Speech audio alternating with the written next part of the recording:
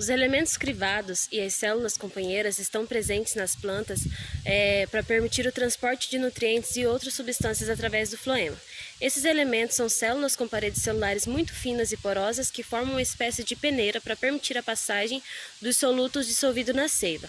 São células conectadas umas às outras através das placas crivadas, que são regiões especializadas com orifícios maiores que os demais poros da parede celular.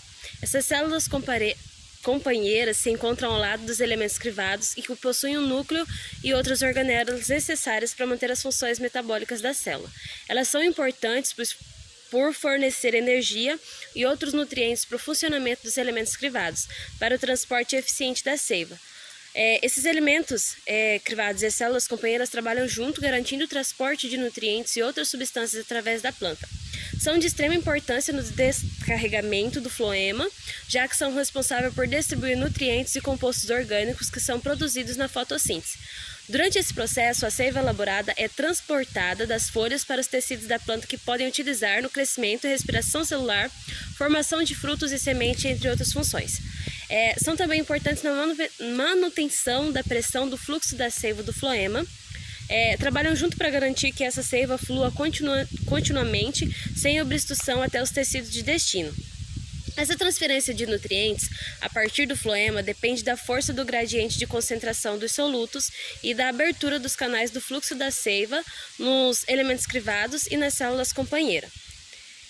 Elas são de extrema importância e fundamental no descarregamento desses nutrientes e outras substâncias do floema nas diferentes partes da planta, garantindo o seu crescimento e o desenvolvimento adequado. No transporte fonte-dreno, que consiste no movimento de compostos orgânicos, sendo eles açúcares e aminoácidos, que vão da fonte, que é o local onde são produzidos, como as folhas, até o dreno, onde são utilizados, na verdade. A fonte geralmente é a folha, que realiza a fotossíntese e produz açúcares, sendo um principal deles a sacarose, além de outros compostos orgânicos. Esses açúcares que são produzidos nas células do mesófilo da folha em um processo que requer energia na forma de ATP e NADPH.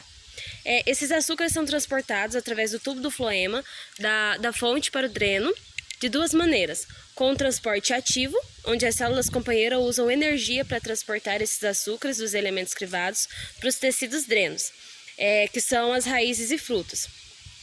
E no transporte por pressão de massa, onde a seiva elaborada flui pelo tubo do floema,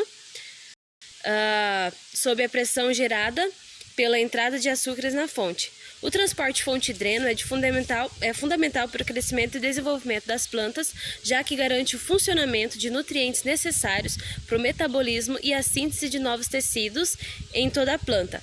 Ele é essencial na formação de frutos e sementes, além de permitir que as raízes obtenham os nutrientes necessários para manter a planta saudável.